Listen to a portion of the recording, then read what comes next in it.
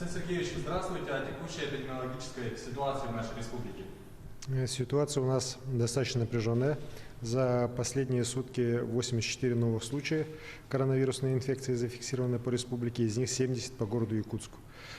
По 3 в Нерюнгри и в Мирном. Есть случаи по 2 в Намском, Татинском, ну и в ряде нескольких районах поединичные случаи. К сожалению, еще раз говорю, вот та тенденция, которая у нас четко сформировалась на прошлой неделе, за эту неделю, она сейчас очень четко видна. У нас город Якутск стабилизировался на достаточно высоком уровне заболеваемости, где-то порядка 70 случаев в день. При этом у нас болезнь достаточно широко распространилась по районам республики, и за последнюю неделю там от 25 случаев до 14 случаев коронавирусной инфекции по районам.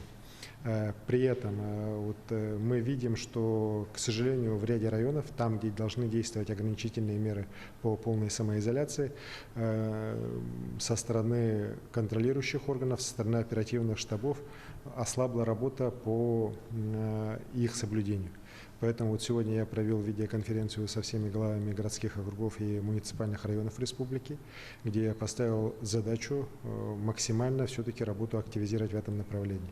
Не только по ограничительным мерам, по требованию их исполнения, так, например, по предприятиям торговли, чем в основном все у нас и занимаются так, но в первую очередь это работа с населением. Это масочный режим, его соблюдение, это соблюдение санитарного режима. Элементарно говоря, людям надо напоминать, что руки надо все-таки мыть чаще, так? Особенно в ситуации, когда такая коронавирусная эпидемия на территории нашей страны имеет место быть. Должен быть усилен контроль за прибывающими из других районов, в первую очередь из города Якутска, на сельские территории, потому что, к сожалению, случаев заражения как раз в сельских наших территориях от людей, приехавших на каникулы, в отпуска, к сожалению, много. Вот в одном только Мирено-Кангаласском районе у нас таких 11 случаев. Конечно, поэтому меры эти все будут и дальше отрабатываться по всем районам республики для того, чтобы на следующей неделе, которая у нас будет очень насыщенная, у нас 4 выходных дня, все-таки ситуация была взята под контроль. Это и ограничение проведения различных массовых мероприятий. К сожалению, и мне сообщают, и оперативный штаб имеет информацию, что во многих муниципальных образованиях, начиная от города Якутска, заканчивая уже, опять же, сельскими нашими территориями, проводятся юбилеи, проводятся различные корпоративные мероприятия, проводятся свадьбы. Вот. И в результате этого даже попадание одного заболевшего на такое мероприятие, к сожалению, приводит к тому, что по результатам до 20, 30, а то и 40 человек оказываются в конечном итоге зараженными коронавирусной инфекцией. Такие случаи у нас есть уже в нескольких районах республики и в городе Якутске.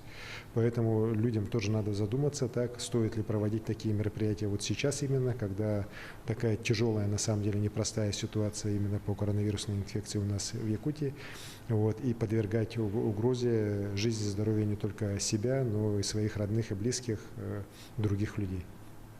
В целом хочу сказать, что у нас хорошо работает система здравоохранения все эти месяцы. Пользуясь случаем, хотел бы поздравить медиков с наступающим Днем медика, который будет отмечаться завтра.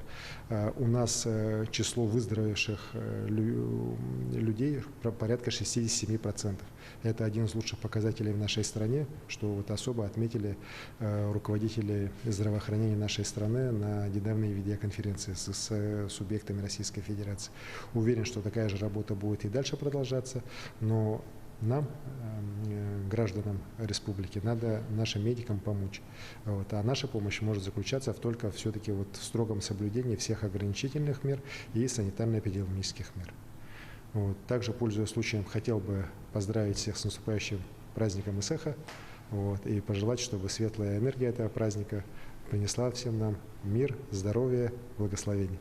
Спасибо.